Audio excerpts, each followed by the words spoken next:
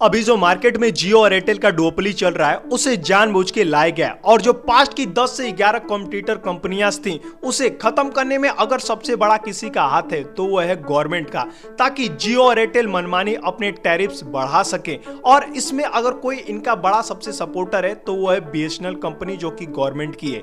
आज की इस वीडियो में पूरा डिटेल के साथ डिकोड करने वाला हूं टेलीकॉम कंपनी को। एंड देश का सबसे बड़ा आईपीओ आ रहा है, जियो IPO. It is my proud privilege to announce aiming to list Jio first half of 2026. लेकिन इसके पीछे एक काफी बड़ी सोची समझी स्ट्रेटजी है, ताकि रिच लोग और रिच बन सके एंड जो मिडिल क्लास एंड पुअर लोग हैं और पुअर बन सके। आज की इस वीडियो में पूरा डिकोड करूंगा प्रेजेंट, पास्ट एंड फ्यूचर, क्या कंपनियां की पास्ट में क्या कर रही हैं हमारे साथ एंड फ्यूचर की क्या प्लानिंग है, एंड साथ ही में स्टारलिंक के साथ साथ कौन कौन टक्कर में है। ये तो सत्य है कि आपकी जेब ढीले होने वाली है एंड रिचार्ज टैरिफ बढ़ने वाले हैं, लेकिन आज के इस वीडियो में पूरा डिटेल के साथ समझेंगे एंड कितना परसेंट तक बढ़ सकता है। तो चलिए वीडियो को स्टार्ट करते हैं। अब पहले की तरह लड़ाई 6G, 4G, 5G के लिए नहीं होने वाली है। अब सेटकॉम यानी कि सैटेलाइट इंटरनेट के लिए अब लड़ाई होगी। अब इस चीज को समझने के लिए सबसे पहले इसके पास्ट हिस्ट्री को आपको समझना पड़ेगा। कैसे 2015 से लेकर 2019 के बीच में सारी कंपनियों का दी एंड हो गया एंड कैसे जो टॉप कंपनीज थी उनके ऊपर डेप्ट बढ़ता ही जा रहा था, और वो डेप्ट तो छोड़ो, डेप्ट का जो इंटरेस्ट होता है वो तक नहीं चुकाने के लिए सहमत थी। एयरसेल ने नेशनल कंपनी लॉ ट्रिब्यूनल में खुद को दिवालिया घोषित करने के लिए आवेदन दिया है। बीएसएनएल तक का ये तक हाल हो गया था कि वो अपनी कंपनी के एम्प्लॉयज को एक्स्ट्रा पैसे दे के निकाल रही थी कंपनी से कि कैसे भी करके निकल जाओ। तो चलिए सबसे पहले पास्ट हिस्ट्री को जानते हैं, कैसे क्या हो रहा था कि इतना बड़ा डेप्ट आ रहा था। सबसे पहले ये समझते हैं कि एक बिजनेस को चलाने के लिए सबसे ज्यादा पैसा कहाँ पे लगता है। तो आपको पता ही होगा कि उस टाइम पे सबसे नंबर 1 पे कोई कंपनी थी तो वो थी Bharti Airtel. We are number one as in the telecom sector. जो अकेले पूरे मार्केट को होल्ड करती थी, 23% अकेले मार्केट को होल्ड करती थी। उसके बाद था आपका वोडा, उसके बाद आइडिया, उसके बाद रिलायंस, उसके बाद एयरसेल, उसके बाद था आपका बीएसएनएल। ये लिस्ट आपको लाइन वाइज बता रहा हूँ। एंड यहाँ पे साइड में आप इनका डेप्ट भी देख पा रहे होंगे कि किनके ऊपर कितना कर्ज था, और ये कर्ज मैंने आपको बताया कि लगातार बढ़ता ही जा रहा था, घटने का नाम नहीं ले रहा था।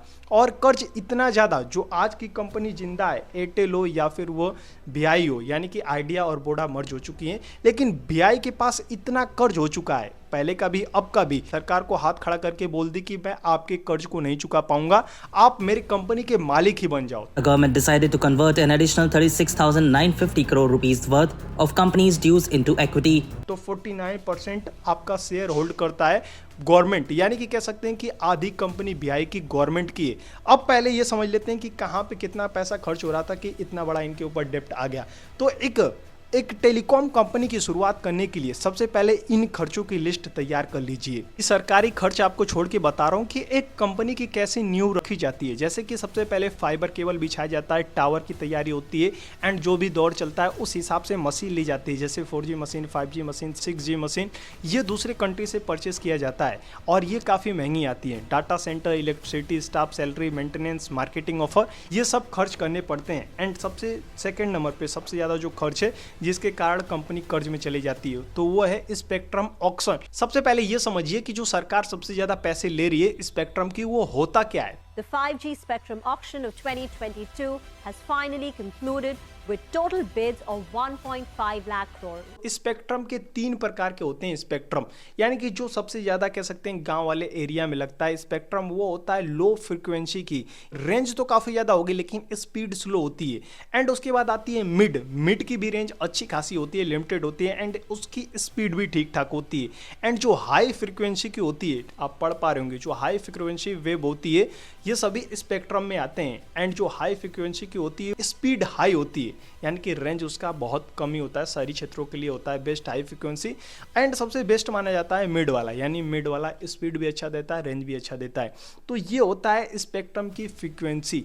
एंड अब यहाँ पे बात करते हैं कि स्पेक्ट्रम कॉल्स के लिए होता है या फिर इंटरनेट के लिए। तो स्पेक्ट्रम दोनों के लिए होता है। स्पेक्ट्रम ये समझिए कि कॉल्स और इंटरनेट की रोड होती है और इस रोड का पैसा देना पड़ता है सरकार को। चाहे टेलीकॉम कंपनी इंटरनेट दे या फिर डाटा दे, कुछ भी दे, यानी कि पास्ट में लेकिन स्पेक्ट्रम की जो विड लगती थी वो 14,000 करोड़, 15,000 करोड़, 20,000 करोड़, 30,000 करोड़ में लगती थी। यानी कि कंपनी को ये सब खर्च करने के बाद पैसा खर्च करना पड़ता है स्पेक्ट्रम ऑक्शन में। जब स्पेक्ट्रम ऑक्शन में पैसा खर्च करती है कंपनी, उसके बाद कुछ और उसे टैक्सेस देने पड़ती हैं, जैसे कि ये टैक्सेस हैं एजिया dues, average gross revenue, license fees, GST, spectrum usage charge. Spectrum का ऑक्शन तो आप करते ही है, लेकिन उसके बाद आपको स्पेक्ट्रम का यूसेज चार्ज देना पड़ता है, आप कितना यूज कर रहे हैं। उसके बाद कॉर्पोरेट टैक्स, उसके बाद पेनाल्टी, इंटरेस्ट, ये सब चीजों का टैक्स सरकार को आपको पे करना होता है। उसके बाद आपको अपने बैंक का loan, EMI, interest, bond payment, investor को रिटर्न, शेयर होल्डर का प्रेशर, ये सब चीजें एक टेलीकॉम कंपनी को झेलनी पड़ती है। सरकार तो इनको अलग अलग तरीके से लूट ही रही थी, लेकिन इन कंपनियों का भी स्ट्रेटजी फेल होते जा रहा था। एक तरफ अनिल अंबानी के भाई मुकेश अंबानी एक बड़ी लॉन्चिंग की तैयारी कर रहे थे, वही अनिल अंबानी जेल जाने की तैयारी कर रहे थे। यानी कि 2003-2004 के अंदर अनिल अंबानी एक ऐसी बड़ी गलती कर देते हैं जिसके कारण वो पूरी तरीके से बैंक करप्ट हो जाते हैं। जिस टाइम पूरी दुनिया जीएसएम के बारे में सोच रही थी, उस टाइम अनिल अंबानी सीडीएमए के बारे में सोच रहे थे, यानी कि एक ऐसा फोन लॉन्च करेंगे जिसके अंदर खुद का ही सिम चलेगा, यानी कि वो सिम निकाल के किसी दूसरे फोन के अंदर यूज नहीं होगा। यानी कि उन्होंने 500 का एक ऐसा फोन लॉन्च किया, काफी लोग को याद भी होगा, जिसके अंदर सिर्फ उन्हीं का सिम रहेगा और वो सिम उनके फोन के अंदर ही यूज होगा। और उस टाइम जो लोग थे वो नए नए कलर्स फोन्स एंड नई नई अतरंगी फोन्स आ रहे थे, उसको खरीदना चाह रहे थे। लेकिन इस कारण से जो इन्होंने रूल लगाया था सीडीएमए वाला, उस कारण से इनके सिम का कोई भी यूज नहीं कर पा रहा था, तो सभी लोग जीएसएम के अंदर शिफ्ट होने लगे और इनका सीडीएमए वाला प्लान फेल्ड हो गया। इनका काफी बड़ा लॉस हुआ इसके अंदर। अभी जो कंपनी बची है वो कह सकते हैं कि जीएसएम के स्ट्रेटजी से ही बची है, वो काफी अच्छी स्ट्रेटजी थी और वर्क कर गई। वहीं रिलायंस ने सीडीएमए का स्ट्रेटजी अपनाया, उसी टाइम से फ्लॉप होना स्टार्ट हो गया था वो। फिर 2014 के अंदर अनिल अंबानी एक काफी बड़ी गलती कर बैठते हैं, एक विदेशी इरोक्शन कंपनी को अपने टावर का एंड फाइबर का पूरा ठेका दे देते हैं कि तुम सालाना जितना भी काम करोगे, यानी कि जितना भी इसके अंदर टावर का काम होता है, फाइबर का काम होता है, वो तुम संभालोगे, मैं तुम्हें सालाना पैसे दूंगा। मतलब देखिए यहाँ पे इतनी बड़ी गलती करते हैं कि विदेशी कंपनी को ये ठेका देते हैं। इनके पास इतनी टीम नहीं थी कि वो इसको मैनेज कर सके या फिर इसको रन कर सके, इन्होंने उसको ठेका पूरा दे दिया और धीरे धीरे करके 2018 के अंदर 550 करोड़ रुपए इनको पे करने के लिए बचे। उससे पहले 1150 करोड़ रुपए थे जो कि ये मना कर रहे थे इरोक्शन कंपनी को देने से। फिर इरोक्शन कंपनी ने सुप्रीम कोर्ट में केस कर दिया, फिर जाके सुप्रीम कोर्ट ने ये बोला कि 1150 करोड़ रहने तो तुम 550 करोड़ ही रुपए दे दो इरोक्शन कंपनी को। तो ये बोलते हैं ठीक है मैं पे कर दूंगा और 4 हफ्तों का टाइम दिया जाता है। 4 हफ्तों के अंदर भी अनिल अंबानी इस पेमेंट को पे नहीं कर पाते हैं। Telecom equipment maker Ericsson is seeking jail for Anil Ambani. Ericsson filed the second contempt petition in the Supreme Court against Reliance जियो का क्रेडिट ना खराब हो रिलायंस के चक्कर में, तो मुकेश अंबानी ने ठीक 4 हफ्ते कंप्लीट होने वाले थे, सिर्फ 24 घंटे बचे थे। 24 घंटे के अंदर अनिल अंबानी को जेल हो जाती। 24 घंटे ठीक पहले मुकेश अंबानी ने इस 550 करोड़ को 448 करोड़ इसमें से दिए, 50 करोड़ अनिल अंबानी ने दिए, तब जाके ये इरोक्शन कंपनी का डेप्ट था वो जाके कंप्लीट हुआ। तो काफ़ी गलती की थी अनिल अंबानी ने। और वहीं एक तरफ जो इनका भाई मुकेश अंबानी है वो काफ़ी बड़ी बड़ी स्ट्रेटजी खेल गया। इधर सरकार की बीएसएनएल ने भी 3 सबसे बड़ी गलती की थी। इनकी गलतियों पे अगर नजर डालेंगे तो सबसे बड़ी हाथ इन गलतियों के अंदर गवर्नमेंट की खुद की थी। 4.5 करोड़ से भी अधिक जीएसएम लाइन ये लोग बिछाने वाले थे, ये लोग सिम प्रोवाइड करने वाले थे जीएसएम टेक्नोलॉजी का। लेकिन वहां पे एक गलती होता है कि जो टेलीकॉम मिनिस्टर होते हैं एंड जो ब्यूरोक्रेसी के लोग होते हैं, यानी कि जो राजनीतिक लोग होते हैं, वो आपस में राजनीति मुद्दा लाके कि टेंडर को सीधा कैंसिल ही कर देते हैं। सबसे बड़ा कारण ये बनता है कि 4.5 करोड़ लोगों को ये लोग जीएसएम टेक्नोलॉजी प्रोवाइड करने जा रहे थे, सिम प्रोवाइड करने जा रहे थे, ये टेंडर फेल्ड कर देती है सरकार। सबसे पहली गलती ये है। सेकेंड गलती ये है कि बीएसएनएल जब सरकारी डिपार्टमेंट से सरकारी कंपनी बन जाती है तो ये लोग काफी बड़ी संख्या में 1.5 से 2 लाख से भी अधिक लोग ये लोग अपने कंपनी में हायर कर लेते हैं, जिससे होता यह है कि इनके कंपनी का जितना भी प्रॉफिट होता है बीएसएनएल का, वो 60 से 70% इनके कंपनी के स्टाफ को यानी कि एम्प्लॉयज को देने में ही चली जाती थी। वहीं जो एयरटेल था सबसे टॉप था, वो सिर्फ 5% में ही निपटा देता था और यहाँ बीएसएनएल 70% अपने कंपनी को देता था। यानी कि कह सकते हैं जरूरत से ज्यादा एम्प्लॉयज को इसने रख लिया था। अगर बात करें जियो के आने के बाद इनका जो ग्रोथ रेट है वो कितना गिरा, तो आपको मिड 2016 का डाटा दे रहा हूं। भारतीय एयरटेल का 60 80% से भी अधिक ग्रोथ रेट रुक गया। वोडाफोन आइडिया -12% ग्रोथ रेट इनका चला गया। बीएसएनएल 60% डाउन गया। रिलायंस और एयरसेल सीधा निगेटिव 100% में चले गए, यानी कि पूरी तरीके से बैंकरप्सी फाइल करनी पड़ी इनको। अभी तो आपने पास्ट का डाटा जाना, लेकिन प्रेजेंट का डाटा आप जानेंगे तो आप जियो और एयरटेल की सिम को छोड़ने का नाम नहीं लेंगे। कुछ ऐसा ये लोग स्ट्रेटजी अपनाने जा रहे हैं। तो चलिए जानते हैं प्रेजेंट टाइम में आखिरकार ऐसा क्या कर रही है कंपनी। और डुओपोली तो सरकार ने बनाई रखी है, डुओपोली छोड़ के आप जाएंगे नहीं। जो भी जीना मरना होगा आपको इस डुओपोली के अंदर ही। तो चलिए जानते हैं आखिरकार अभी ये कंपनियां कर क्या रही हैं। सारी चीजें बिल्कुल शॉर्ट में जानेंगे और बात करेंगे आईपीओ के बारे में, स्टारलिंक के बारे में। सबसे पहले ये क्लियर करते हैं अभी कर क्या रही है कंपनी। अब मैं जियो और एयरटेल की डुओपोली बार बार क्यों बोल रहा हूं, काफी लोग को पता भी होगा कि जियो और एयरटेल मिलकर अकेले पूरे मार्केट को 80% होल्ड करते हैं। 40 और 30 के आसपास का रेशियो है इनका। एयरटेल के पास है 466 मिलियन यूजर, वहीं जियो की बात करें तो जियो के पास है सबसे टॉप यूजर 500 मिलियन। अगर बात करें बीआई की तो बीआई के पास 200 मिलियन के आसपास यूजर्स हैं। अगर बीएसएनएल की बात करें तो बीएसएनएल अभी 100 मिलियन भी यूजर अचीव नहीं कर पाया है। इनका ईबीआई टीडीए मार्जिन कितना है, एनुअल रेवेन्यू पर यूजर कितने हैं, तो एनुअल रेवेन्यू पर यूजर आपका जियो का 203 रुपए से लेकर 209 रुपए के आसपास है। और सालाना की बात करें तो 2200 से 2300 रुपए एक यूजर से ये सालाना कमाते हैं। अगर एयरटेल की बात करें तो 245 रुपए से 259 रुपए के आसपास है।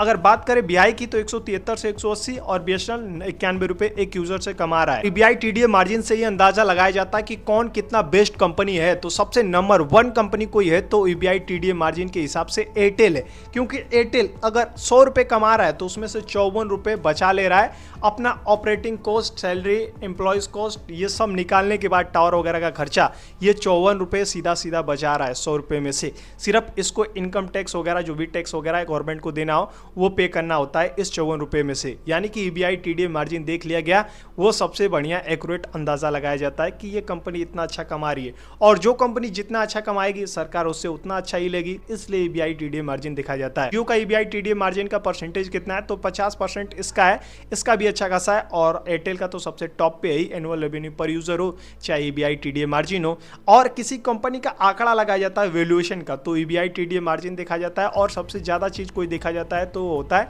एनुअल रेवेन्यू पर यूजर। और सभी को पता भी होगा कि एयरटेल अपने एनुअल रेवेन्यू पर यूजर को बढ़ाने के लिए इस टाइम पे पोस्टपेड प्रायोरिटी प्लान ला रही है। इंडिया का पहला Airtel priority postpaid with fast lane technology.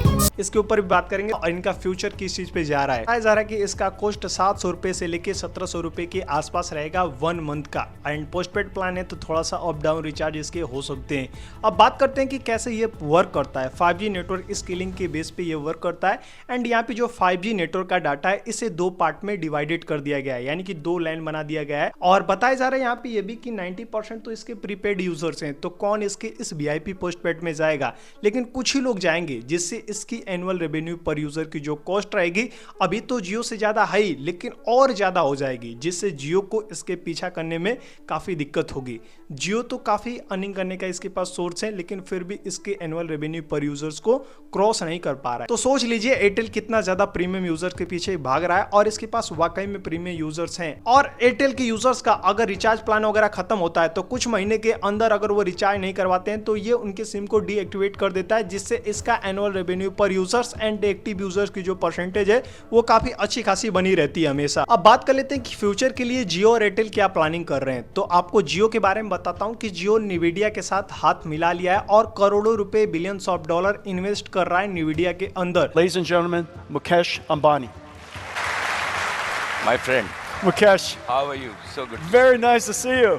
ताकि हम और आप जैसे यूजर्स इसके अंदर स्टोरेज रख सकें, यानी कि क्लाउड के ऊपर काम कर रहा है, जिसे हम जियो क्लाउड बोलेंगे। इसके अंदर हम अपने फोन का जितना भी डाटा वगैरह है, फोन अगर हमारा फुल हो जाता है तो इसके अंदर हम अपना स्टोरेज रख सकते हैं। लेकिन उसके लिए मैंडेटरी ये रहेगा कि आपको जियो का सिम लेना पड़ेगा, और जियो का सिम है आपके पास तो सिर्फ सस्ते में 10 रुपए दे के ही आप अपना 500 या फिर 1000 GB का स्टोरेज, फोटो, वीडियोस वगैरह सारा डाटा यहाँ पे रख सकते हैं। That Jio users will get to 100 GB of free cloud storage. और एयरटेल की बात करें तो एयरटेल कहाँ पे काम कर रहा है, तो Airtel an extra data centre के ऊपर काम कर रहा है। यानी कि एयरटेल ऐसा डाटा सेंटर तैयार कर रहा है जिसके अंदर बड़ी से बड़ी कंपनियां जैसे अमेजोन हो गई, स्विगी हो गया, ये सब जितने भी कंपनी से हो गए, यहाँ पे अपना डाटा स्टोर कर सकते हैं और उनको फास्ट इंटरनेट प्रोवाइड किया जाएगा। यानी यानी कि बड़ी बड़ी कंपनियां अगर पर्सनल ऐसा डाटा सेंटर बनाती है तो उसका कॉस्ट काफ़ी ज़्यादा आता है, लेकिन जो एयरटेल एंड एक्स्ट्रा का प्लान रहेगा वो सस्ते में रहेगा, यानी कि मंथली प्लान ले सकते हैं, सालाना ले सकते हैं, और इस प्रकार से अपने हब के अंदर ही काफ़ी बड़ा data centre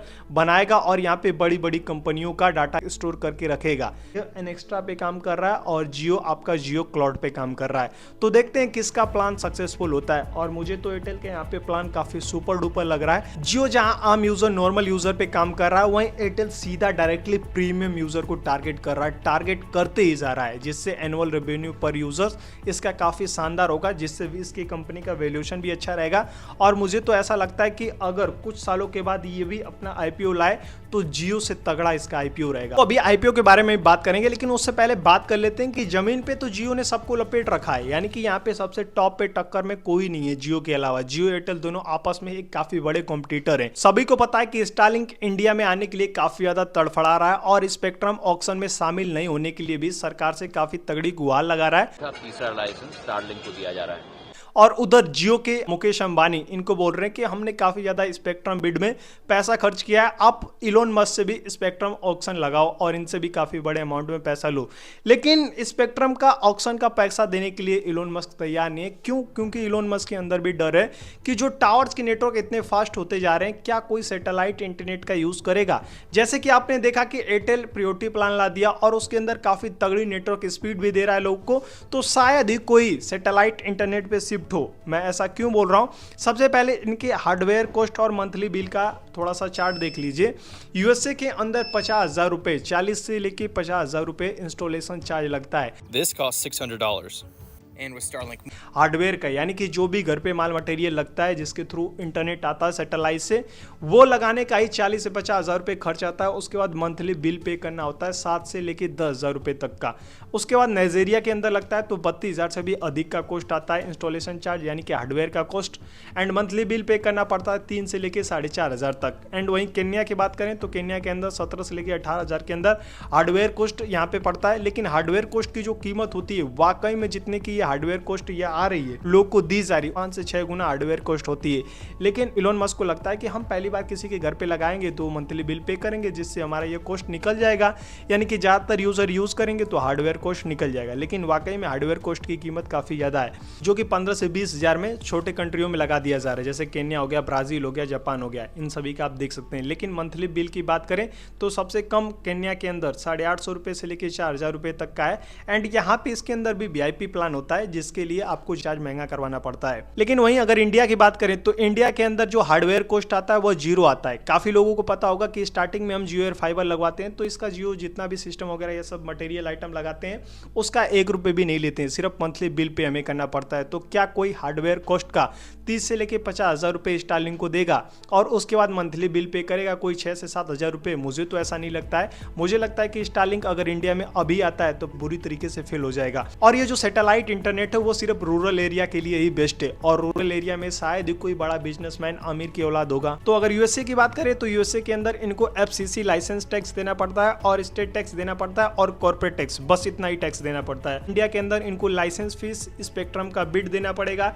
admin fees, GST, AGR style, share, corporate tax, यानी कि उस कंट्री के मुकाबले यहाँ पे इनको कई गुना टैक्स देना पड़ेगा। बात करें स्टारलिंक को अभी तक इंडिया के अंदर अप्रूवल क्यों नहीं मिला है, तो सबसे पहला रीजन है कि ये चाहता है कि मुझे स्पेक्ट्रम के ऑक्शन में शामिल ना होना पड़े, और सेकंड ये भी चाहता है कि हम इंडिया के अंदर डाटा सेंटर ना बनाए। लेकिन इंडिया चाहती है कि इसका डाटा सेंटर इंडिया के अंदर ही रहे, ताकि ये जितना भी डाटा यहाँ पे हम इंडियन का ले रहा है वो इंडिया के अंदर ही रह जाए और उसके ऊपर सरकारी कंपनियों का निगरानी भी रहेगा। तो ये तो काफी अच्छी बात है, डाटा सेंटर इंडिया के अंदर ही होना चाहिए। तो अगर स्टारलिंक अगर इंडिया में आता है तो अपने मोटा भाई भी जियो स्पेस फाइबर का जो कीमत है, रिचार्ज प्लान हो या फिर हार्डवेयर प्लान हो, उसको आधा से आधा में भी कर सकते हैं, क्योंकि इनका जो बिजनेस माइंडसेट है वो काफी तगड़ा है। बात यहाँ पे एक ये भी है कि जियो अपने वैल्यूएशन से अभी पूरी तरीके से खुश नहीं है, इसीलिए अपने जियो के IPO को डिले पे डिले किया जा रहा है। और हो सके तो अभी आपको रिचार्ज के टैरिफ में आपको थोड़ा सा बूस्ट देखने को मिले, ताकि इनका एनुअल रेवेन्यू पर यूजर बढ़े और वैल्यूएशन बढ़े, जिससे इनके जो IPO का साइज है वो थोड़ा सा और बढ़ जाए,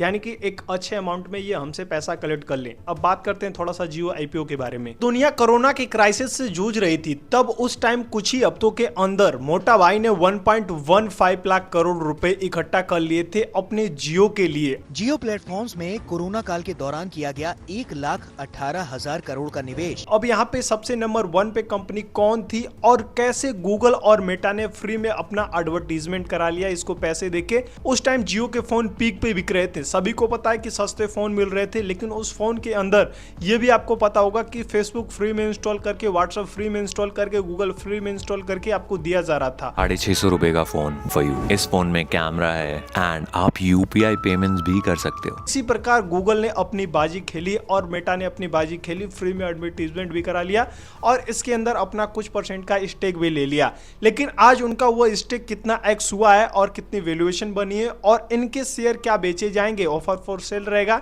या फिर कंपनी अपने कुछ शेयर बेचेगी। यहाँ पे कुछ ही कंपनियों का स्टेक बताऊंगा, सभी का बताऊंगा तो वीडियो काफी लंबी हो जाएगी। 9.9% का स्टेक है आपके मेटा का, जो कि 43,574 करोड़ रुपए कोरोना के क्राइसिस में दिया था और उसी टाइम 33,773 करोड़ यानी कि 7.73 गूगल का भी इसके अंदर स्टेक है। अब बात कर लेते हैं कि किसका कितना % स्टेक आएगा इस जियो आईपीओ के अंदर। सब कुछ कंफर्म नहीं है, लेकिन जियो की जो वैल्यूएशन आकी जा रही है वो 14 लाख करोड़ रुपए के आसपास आकी जा रही है, जिसमें से 2.5% या फिर 5% सेल के लिए आएगा, जो कि 40,000 करोड़ रुपए के आसपास होगा। यहाँ पे दो केस बन सकते हैं, जैसे मोस्टली फ्रेश इशू आ सकता है या फिर ओएफएस यानी कि ऑफर फॉर सेल हो सकता है ये आईपीओ। अगर ऑफर फॉर सेल रहा तो यहाँ पे 10,000 करोड़ जियो को मिलेगा और 30,000 करोड़ एग्जिट इन्वेस्टरों को मिलेगा। अगर ये मोस्टली फ्रेश इशू रहा तो 30,000 करोड़ जियो कंपनी को मिलेगा और 10,000 करोड़ इन्वेस्टरों को मिलेगा, यानी कि 75% कंपनी के एक्सपेंशन के लिए और 25% इन्वेस्टर के एग्जिट के लिए। अभी को पता है कि जियो ऑलरेडी फाइनेंशियल पावरफुल है, लेकिन ये अब इस फील्ड में पैसा लगाने वाला है जो भी इस आईपीओ से इसके पास कलेक्ट होता है। AI infrastructure, data centre, cloud, fibre expansion, air fibre and space fibre, enterprises service, OTT ecosystem, devices. Talking of artificial intelligence, can you please tell me more about Geo Intelligence Vision? The Geo Artificial Intelligence Stack has 6 layers.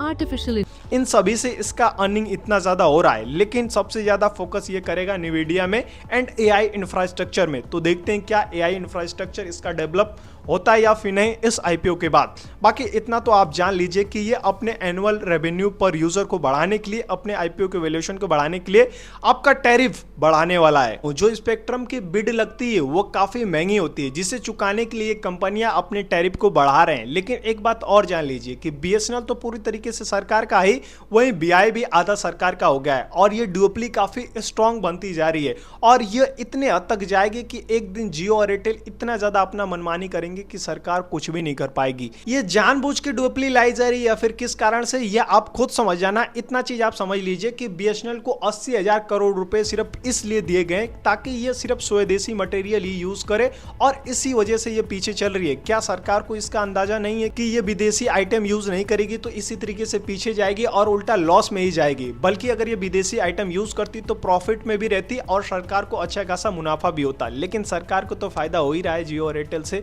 और धीरे धीरे BI को भी अपना कर लेगा, तो competition तो जियो और एयरटेल में ही रह जाएगा। बाकी इस वीडियो में सिर्फ इतना ही। वीडियो को लाइक वगैरह करने के लिए नहीं बोलूंगा। अगर वीडियो आपको पसंद आया हो तो वीडियो आप खुद लाइक कर देना। बाकी मिलते हैं किसी और एक नए शानदार वीडियो के साथ, तब तक के लिए जय हिंद, टेक केयर, बाय।